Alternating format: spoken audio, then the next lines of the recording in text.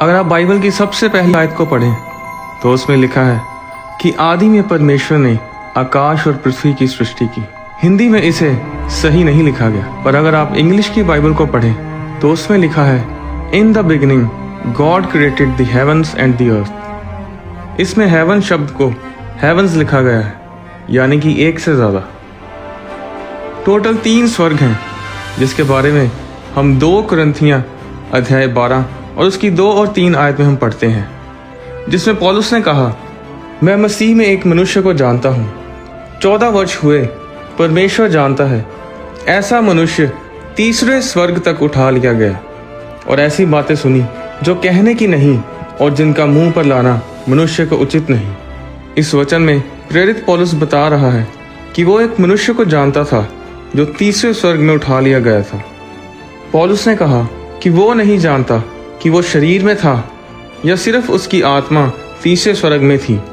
अगर तीसरा स्वर्ग है तो इसका मतलब है कि पहला और दूसरा स्वर्ग भी है।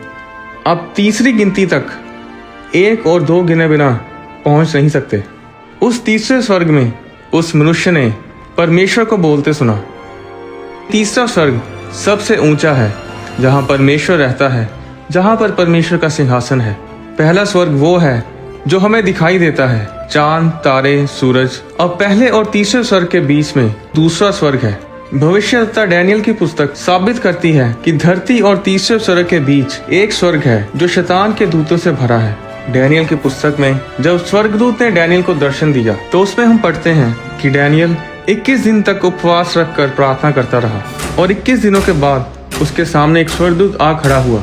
दूत ने डैनियल से कहा, हे डैनियल, मत डर, क्योंकि पहले ही दिन को जब तूने समझने बूझने के लिए मन लगाया और अपने परमेश्वर के सामने अपने को दीन किया, उसी दिन तेरे वचन सुने गए और मैं तेरे वचनों के कारण आ गया हूँ।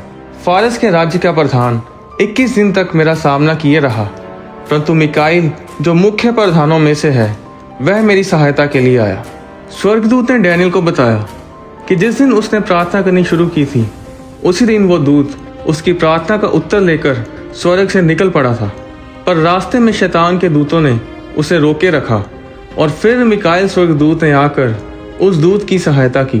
जब वो दूत प्रार्थना का उत्तर लेकर आ रहा था तो शैतान के दूतों ने दूसरे स्वर्ग में उसके साथ लड़ाई की और 21 दिन तक वो जंग चलती रही।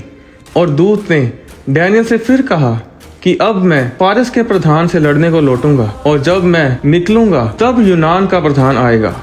यहाँ पर वो दूत धरती के मनुष्य की बात नहीं कर रहा। फारस का राजा शैतान का वो दूत है जिसे फारस राज्य के ऊपर के स्वर्ग का अधिकार दिया गया है। क्या आप जानते हैं कि दुनिया के हर महाद्वीप के ऊपर, हर देश के ऊपर, हर राज्य, हर नगर के ऊपर शैतान के दूतों को बांटा गया होता है जो उस नगर, उस देश को कंट्रोल करते हैं। उसी तरह परमेश्वर के स्वर्गदूत भी हर महाद्वीप, हर देश के ऊपर ठहराए गए होते हैं जो उस देश की रक्षा करते हैं। इसके बारे में मैं आपको अगली वीडियो में विस्तार से बताऊंगा। जब एक विश्वासी मरता है तो उसे स्वर्गदूत लेने के लिए आते हैं और जब वो तीसरे स्वर्ग में जा रहा होता है तो दूसरे स्वर्ग से निकल कर जाता है। और आप सोच सकते हैं कि दूसरे स्वर्ग में शैतान के दूत आपको देखते होंगे और एक दूसरे से बोलते होंगे कि पीछे हट जाओ, ये बंदा यीशु मसीह के लहू में लिपटा हुआ है, ये परमेश्वर की संतान है। भजन संहिता में लिखा है कि परमेश्वर अपने दूतों को आज्ञा देगा कि जहाँ कहीं तू जाए वे तेरी रक्षा करे। यहाँ पर परमेश्वर सिर्फ एक दूत को नहीं कहा बल्कि दूतों को कहा कि आपकी रक्षा करें। डैनियल की प्रार्थना के कारण दूत स्वर्ग से भेजा गया। हर एक विश्वासी को कम से कम 2 स्वर्गदूत दिए जाते हैं जो उसके साथ रहते हैं, उसकी रक्षा करते हैं। बाइबल बताती है कि एक स्वर्गदूत ने असीरियन सेना के 1,85,000 सैनिक एक रात में मार गिराए थे। तो 2 स्वर्गदूत कितने लाख मारने की सामर्थ रखते हैं? जरा सोचिए, इतना प्यार परमेश्वर हमसे करता है। स्वर्गदूत तभी उत्तर लेकर आते हैं जब हम परमेश्वर के साथ सहभागिता में बने रहते हैं। अगर डैनियल प्रार्थना ना करता तो दूत ना आता। डैनियल की प्रार्थना पहले ही दिन सुन ली गई थी।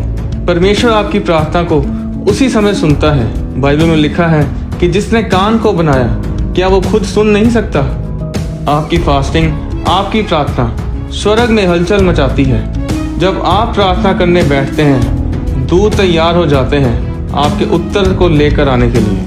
परमेश्वर के वचन में बने रहें, प्रार्थना और उपवास करना ना छोड़ें। परमेश्वर आपको आशीष दे। क्या आपने कभी सोचा है कि जो बच्चे गर्भपात के कारण मर जाते हैं, जो मिसकैरेज के कारण मरते हैं, वो कहाँ जाते हैं? अगली वीडियो में मैं आपको इस रहस्य के बारे में बताऊंगा।